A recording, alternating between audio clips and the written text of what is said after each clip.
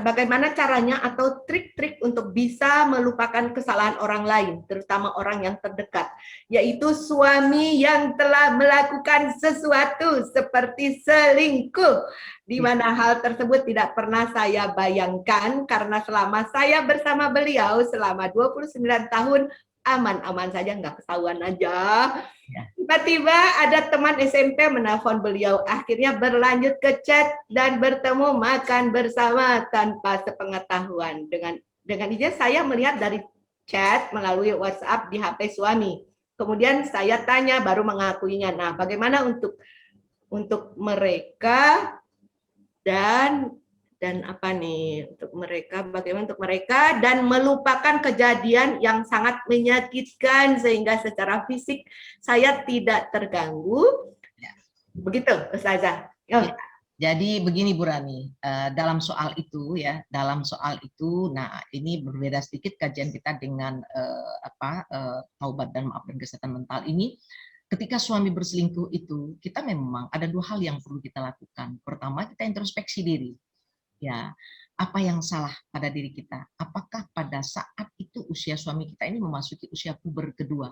Ketika usia puber kedua itu seorang suami betul-betul minta perhatian yang lebih dari istrinya, kemudian minta penampilan istrinya itu tampil seperti pengantin baru dulu, ya, cantik, menggoda dan sebagainya untuk dia gitu. Nah, perlakuan juga sikap yang ramah, ya, yang santun, ya, dengan segala macamnya yang menarik bagi suami. Apakah ada masalah dalam soal itu yang kita lakukan? Kalau ada masalah berarti kita mau sabar, kita perbaiki diri kita gitu. Jadi kita tidak perlu merasa takut suami kita akan lari kepada orang lain ketika kita punya iman. Suami kita bukan hak milik tapi pinjaman Allah untuk kita. Tapi kita memanfaatkan pernikahan kita itu untuk menjadi istri yang terbaik untuk dia, untuk meraih amal soleh gitu ya. Untuk meraih amal soleh. Karena itu pulang amal soleh bagi kita. Ketika kita sudah melakukan yang terbaik untuk suami kita, kemudian dia beralih hati kepada orang lain, ya berarti Allah sudah ngambil miliknya begitu. Ya. Aja. Iya, tapi peluang amal soleh kita itu tidak akan hilang gitu. Kita tidak akan hilang di sisi Allah. Jadi yang pertama introspeksi diri ya. Introspeksi diri ya. Yang kedua, apabila tadi sudah introspeksi diri, kemudian ternyata kita sudah melakukan perubahan diri kita, lalu suami itu berbalik kepada kita, dia minta maaf atas apa yang dilakukan pada kita gitu ya. Maka sikap istri yang baik adalah memberi maaf suami kepadanya gitu.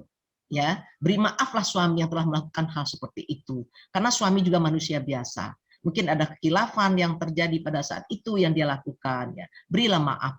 Pengalaman saya sebagai konsultan Bu Rani itu ternyata ketika saya ada pasangan yang berselingkuh, suaminya berselingkuh, lalu saya mencoba memberi tuntunan agar dia melakukan introspeksi diri, suaminya berubah, kemudian setelah berubah itu suami minta maaf, saya katakan terimalah maaf suami ibu, kemudian ibu buat sebuah dinding. Oke, sampai di sini stop, tidak ada lagi apa-apa, kita buka lembaran baru dengan suami. Apa yang terjadi Bu Rani? Dia menyampaikan kepada saya kemudian, Bu Ulfa, saya kaget ketika saya lakukan seperti kata Bu Ulfa itu, saya beri maaf, saya buka lembaran baru, kok suami saya berubah 180 derajat, sangat-sangat baik pribadinya, perlakuannya kepada saya jadi kaget dan heran saya, kok jadi begini gitu suami saya, katanya kan, betul-betul berubah katanya, perlakuannya segala macam.